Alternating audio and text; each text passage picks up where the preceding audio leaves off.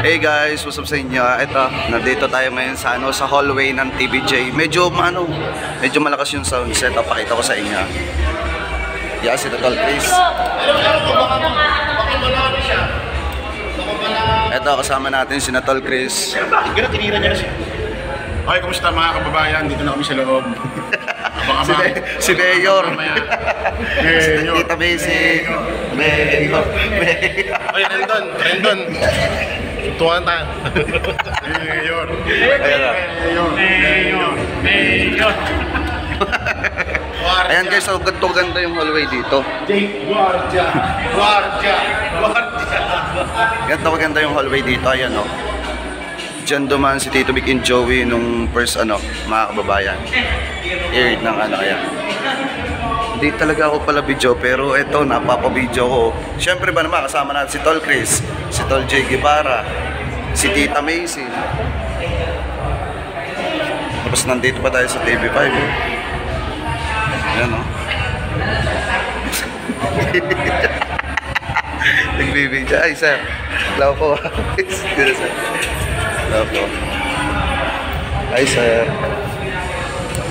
Dito kami, nagbibidyo kami. And kung makikita nyo mga kababayan, ito videohan natin isa-isa yung mga nakapaskid para makita nyo. Ito guys si Tito Sen, si Boss Vic, at saka si Master Joey De Leon. Joe Pao.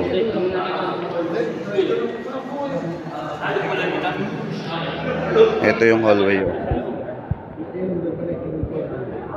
Ha? Akala nila siguro ako yung bouncer dito. Sa laking nga naman, laking tao kasi. Ayan mga kababayan. Ganto dito, ito nyo. Pakita ko sa inyo, alakad tayo pamula doon sa una. Yung makikita nyo, papasok. Yan Grabe, sobrang ganda talaga dito. Hallway pa lang to mga kababayan, wala pa tayo sa loob. Ewan ko kung pwede mag-video sa loob, pero bawal ata.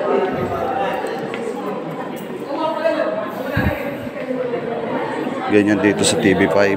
So at tayo na nga, kung makikita ninyo, nandito na kami ngayon sa loob at medyo marami ng tao. Dahil kung titingnan natin ang paligid ng studio, talaga makikita nyo naman kung gaano kaliit yung studio ng EAT. Pero punong-puno ng tao yan. Kung makikita nyo naman dyan, ayan, nagre-rehearse sila. So hindi pa simula yan. Kumbaga nagre-rehearsal muna sila.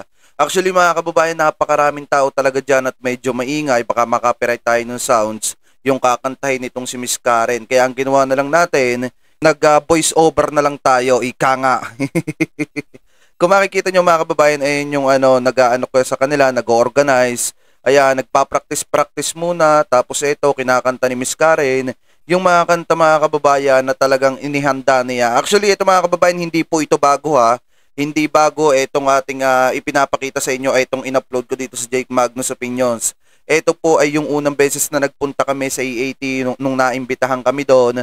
Kung makikita nyo naman mga kababayan, ito yung matagal nang na-stock sa aking cellphone at naglilinis ako ng files ko ngayon, kaya inedit ko na lang at ini-upload ko na lang dito sa Jake Magnus Opinions. Yan, kung makikita nyo, kumakanta dyan si Miss Karen, talagang pinaghahandaan talaga nila. So habang kumakanta dito si Miss Karen, magpipicture sana kami, kaso napansin ni Tita Missy, video pala.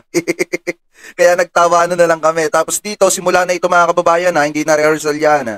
Kung makikita nyo, lumabas na ang Tito Vic and Joey. Tapos nag-enjoy.